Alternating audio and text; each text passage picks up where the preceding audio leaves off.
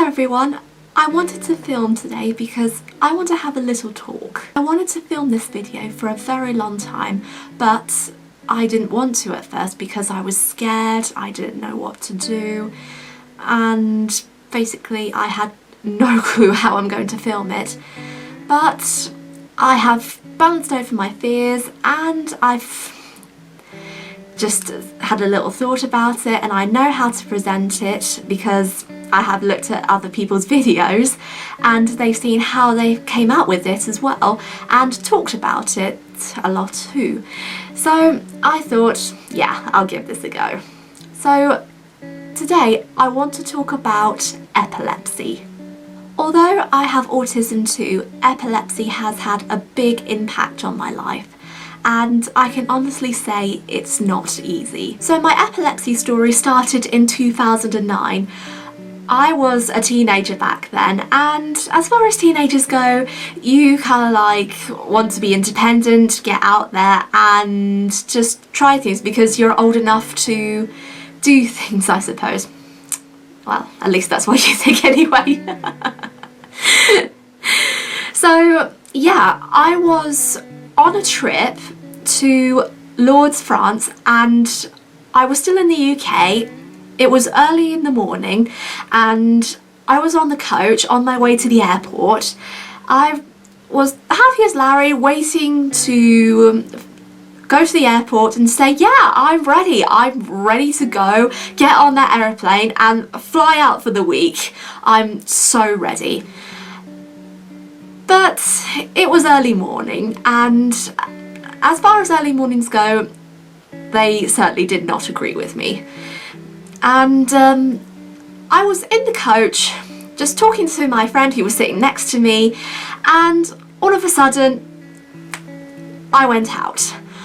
I can distinctly remember my head being dropped like this, and my eyes, they were half closed, and once I had my head dropped, all I can see was a bit of vomit coming out of my mouth. For me, it was kind of like being in a hypnotic state because I don't remember anything, I couldn't see anything, and I couldn't hear anything too. But by the time I regained consciousness, the nurse who travelled with us, she came to my side and see if everything was okay, and she gave me a little sick bag and she telephoned my parents. By the time we got to the airport, I was feeling a little bit dizzy. My eyes were badly affected by the light. I had a bit of a migraine and I was so tired. And when my parents were informed, because they weren't with me at the time, they called me up after the nurse talked to them on the phone and they said, oh, do you want to go home? And I said, no, I am completely fine. But it was quite some luck saying that I wanted to stay on, because that day I was interviewed with my friend for BBC Radio 4, and as far as the interview was concerned, I was fine. I was back to my normal self, I was happy and bubbly, and basically I was back to the excitement part again of travelling on the holiday. Yeah, so if you want to hear the interview, I'll leave a link in the description below because I don't want to connect it with this video because I don't want it to be too long, even though it's a bit of a chat. So yeah, I may upload it on the day I upload this, but if I don't, I'm sorry.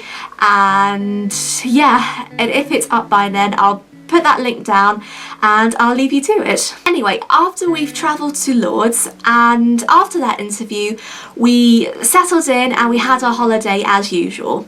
During the holiday, I had a visit from two doctors from another special needs group who were travelling with us at the same time, and they came up to me, checked me over, and they said, oh, you're okay, you don't need any other treatment, there's nothing to worry about. You're probably just tired. And I agreed, so we kind of left it at that, and yeah, we thought that was the end of it, but no, it wasn't. I had my second seizure in 2015. this happened not long after I started this YouTube channel.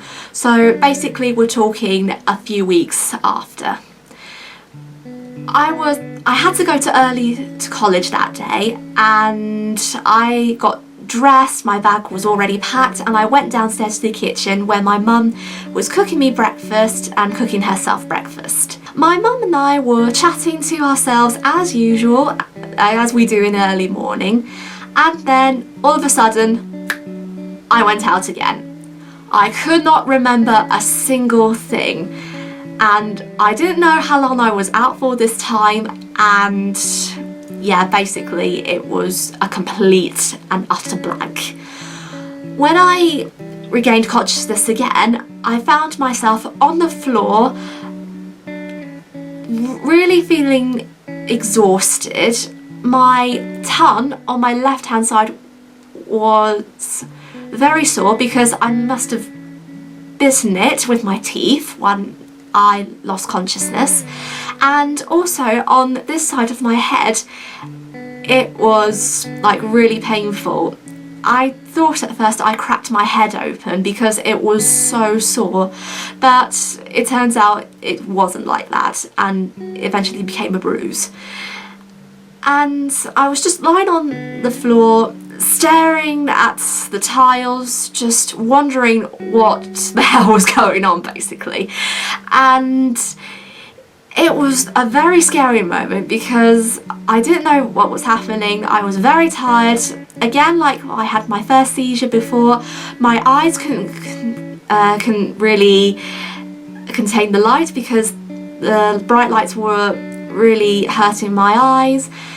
And yeah, and I had the migraine too, so it was kind of like a repeat, but it was a little bit worse. I really couldn't move on the floor. At one point, I distinctly remember one of my dogs came up to me, sniffing me to make sure if I was okay, and it wasn't long afterwards that she ran out from the kitchen into the hallway and she just disappeared because she started to bark and my other dog started to bark. And it was then when the paramedics came in and they took my details, they took like me to the hospital in the ambulance, and they talked with my mum to say what happened, and basically I was on my way to the hospital.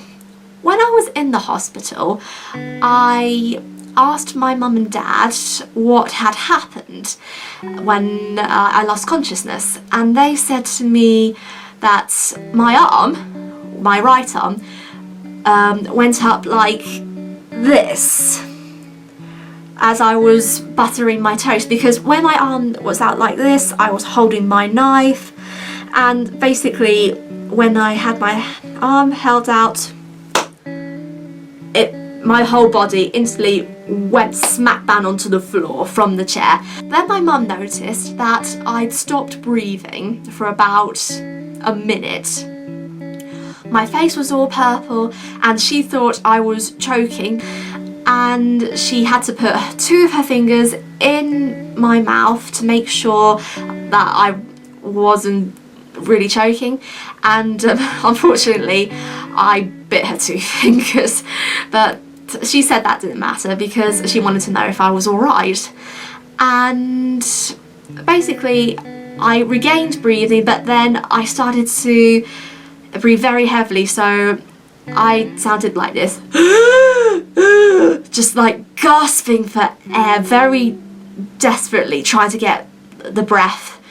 And then I guess she put me in a recovering position, because when I woke up my face was on the right hand side and I was just looking at the floor in the right direction. Yeah, that's it, the right direction. And yeah, I guess that's what happened. That day I was in the hospital for 9 hours and I had to miss college.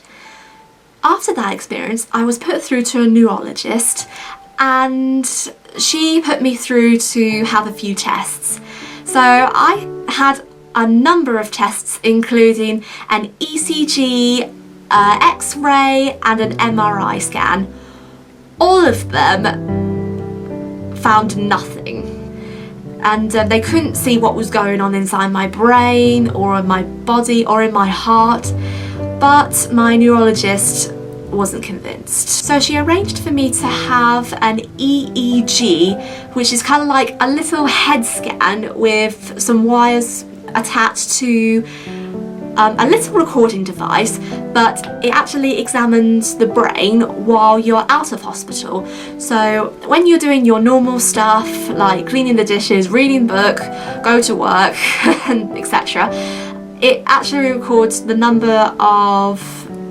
it actually records the activity in your brain, basically. And I had that. It was supposed to be 24 hours. They forgot to turn the device on, so I had to have another scan for the next 24 hours, which was a bit of a pain in the backside, but we got there. So that examination happened in the spring of 2016, and it took a couple of months to get back, and in July of that year I was diagnosed with epilepsy. It knocked off my confidence completely. I was perfectly fine, I was perfectly okay to do stuff, and suddenly I was like, no, I don't want to do it. And at the time when I received the diagnosis, I was learning how to drive, but luckily I didn't take any theory examinations. I wasn't allowed to drive for 6 months, but after I was allowed, I wasn't too sure. I felt a bit wary, and I had to leave my parents to do the driving. I also had a bit of anxiety being the passenger in the car. Every time we go to roundabouts or if a car comes too close, I freak out, and it can be a very scary experience for me. And every time it happens, I feel like I want to get out of the car and I want to scream very loud, but I know I can't, because it will cause de-stress to any driver, really. And I also had a very huge group of friends. I still have them and I haven't lost them, but I lost my social skills completely. I sat on my own quite a lot. I didn't want to be touched physically, and I didn't want to talk or interact because I got scared, and every time someone wanted to touch me, I would jump and just back away, and anyone would say to me, "Are you alright?" And I'm like, "Yeah, I'm fine," which I know is a big fat lie, and in this case I wasn't fine. The reason why I didn't want to talk to them was because I was afraid that if I told them I had epilepsy, they would cast me aside and want nothing to do with me. So eventually I had to pluck up the courage, and I had to say to myself, right, you have to tell them, and if they don't like it, then screw them. So I went up to them, and one by one I told them I had my diagnosis, and surprisingly they said they were okay with it. It was a relief, and during that time when I was talking to my friends, I found out that 2 of them at my college and a couple who I know outside of my college know certain people, whether it's a sibling or themselves individually, have epilepsy. And I was so shocked, I couldn't believe it, and that made me feel so much better about myself. Despite having 2 major seizures, I have to be on medication for the rest of my life. At the moment, this is the medication I'm currently taking. I'll put it over there so you can have a little look. I wanted to say what it was, but I couldn't pronounce the name of it, and I still don't, so I thought I would show you just in case you know what I mean. And so far, the medicine for the big 2 major seizures I have seem to be working. I have to have 2 of them twice a day, and it's made a lot of difference with the big seizures. However, recently I've been noticing I've had little blanks. So when someone's trying to speak to me, or when I'm trying to film, if I like blur or just take a pause when I'm doing an outtake or something like that, I stop, I freeze, and seconds later I'm back again without knowing what happened. And I've had those for many, many years before I had epilepsy, and it was thought by my parents and my teachers who were at my school at the time, and my friends as well, that it was part of my autism, and it was basically because I have learning difficulties and listening impairment, because if I find something very boring or interesting, I just automatically switch off, and when someone calls my name, I'm back in again. But recently I found out it's still happening even though I'm on the medication, and we thought it was still part of my autism. But by accident, I was doing a little bit of research for this video, and I stumbled across a YouTube video by Epilepsy Action, who showed a little demonstration about what it's like to have absent seizures. I watched the video and I thought, I think that's me. Although I haven't been to my neurologist yet, I'm definitely convinced I have absent seizures, because I get them about between 10 and 20 times a day at least. I may have to just watch as normal, or I might have to change medication or stick on the same medication but give me a higher dose. So yeah, so it's something to keep an eye out for, and basically just see what happens. Absent seizures are misunderstood because other people, when they look someone who has like a blank, they often take that person as choosing not to listen to or not interacting, and this person can either get told off or they can have a go at that person. So in my opinion, absent seizures need to be more aware, because if someone has an absent seizure, then they have to make sure they're all right, and they have to make sure as well that if it's recorded, then they have to record it down, or the person who has an absent seizure can record it down so they can take it back to their neurologist for future appointments. So what's next for me? How do I get my life back on track again after I had my diagnosis? So in the future, I'm hoping to do more YouTube videos on epilepsy, because like autism, it's very close to my heart, and I want to do more videos on epilepsy because I'm interested, and a lot of people will be interested as well, and I believe it's got to be out there a lot. And I want to do like support videos or tips, or basically how-to videos for people who have epilepsy, or for family members and friends who want to help support someone who they know who has epilepsy. And I want to do a bit of vlogging with epilepsy as well. So if I have like more tests on my epilepsy, if I need to change medication, or if there's something going on in my brain again, I would like to have a little chat and vlog about it as well, so a lot of people can see what's happening in the daily life of an epileptic vlogger.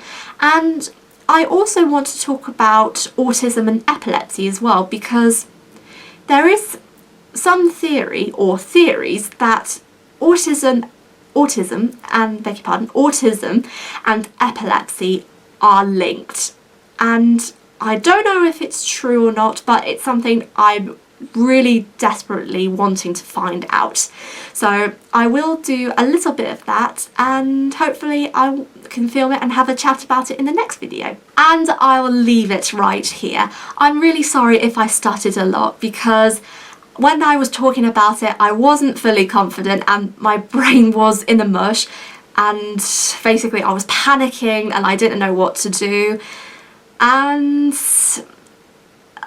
when I was talking about it, I thought, oh, this is such a bad idea, why did I do this? But I'm glad I said it now, and I feel tons better. And yeah, and I'm hoping to do more like these in the future.